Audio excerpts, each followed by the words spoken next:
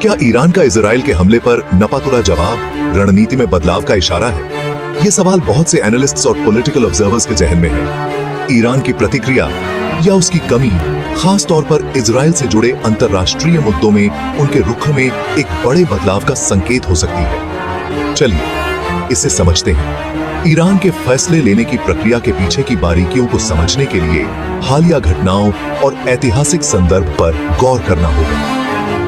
26 अक्टूबर को इजराइल के लड़ाकू विमानों ने ईरान में 20 सैन्य ठिकानों पर हमला किया। इस आक्रामक कदम को ईरान की सैन्य क्षमताओं के लिए सीधी चुनौती और उनके इरादों की परीक्षा के रूप में देखा गया। इजरायली प्रधानमंत्री नेतन्याहू ने बाद में घोषणा की, हमने ईरान की रक्षा क्षमताओं को कड़ी चोट पहुंचाई है और सभी उद्देश्यों को प्राप्त किया है। यह बयान इजरायली जनता को आश्वस्त करने और इजराइल की सैन्य कौशल के बारे में ईरान को स्पष्ट संदेश देने के लिए था।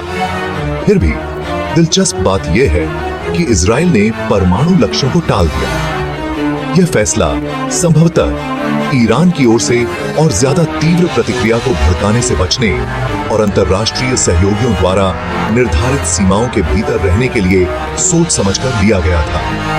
क्या यह बाइडेन प्रशासन द्वारा निर्धारित सीमाओं को आगे बढ़ने से रोकने के लिए था?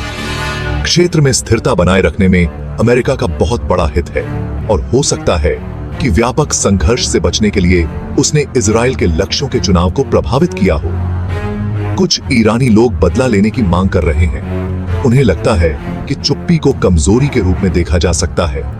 यह भावना राष्ट्रीय गौरव और आक्रामकता के सामने ताकत दिखाने की इच्छा से प्रेरित है। लेकिन खामेनेई की प्रतिक्रिया, जिसमें उन्होंने ईरान के हित में नपातुला कार्रवाई का आह्वान किया है, सावधानी की ओर इशारा करता है।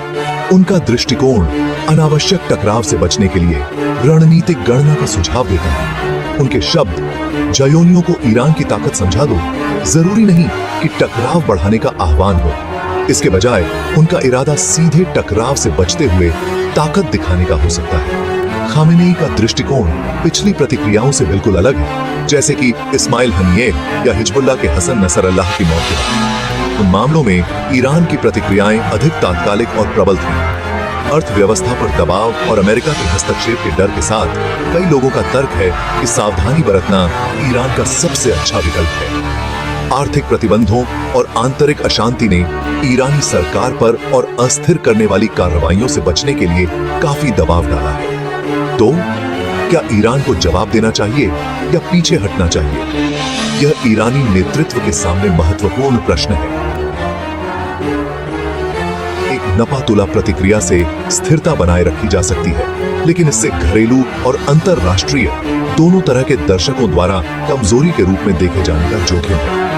एक वृद्धि वैश्विक ऊर्जा बाजारों को कैसे प्रभावित करेगी? मध्य पूर्व वैश्विक ऊर्जा आपूर्ति के लिए एक महत्वपूर्ण क्षेत्र है और कोई भी संघर्ष तेल और गैस बाजारों को बाधित कर सकता है, जिससे दुनिया भर में ऊंची कीमतें और आर्थिक अनिश्चितता पैदा हो सकती है। नीचे कमेंट्स में अपने विचार जरूर शेयर करें। हमें आपकी राय जाननी है। आपको क्या लगता है कि ईरान का अगला कदम क्या होना चाहिए? क्या उन्हें बदला लेना चाहिए या संयम बरतना चाहिए? लाइक, शेयर और सब्सक्राइब करें स्टोरी ब्लॉग्स स्टॉक के साथ जुड़े रहने के लिए। इस विकसित होती कहानी पर अधिक अपडेट और गहन विश्लेषण के लिए बने रहें।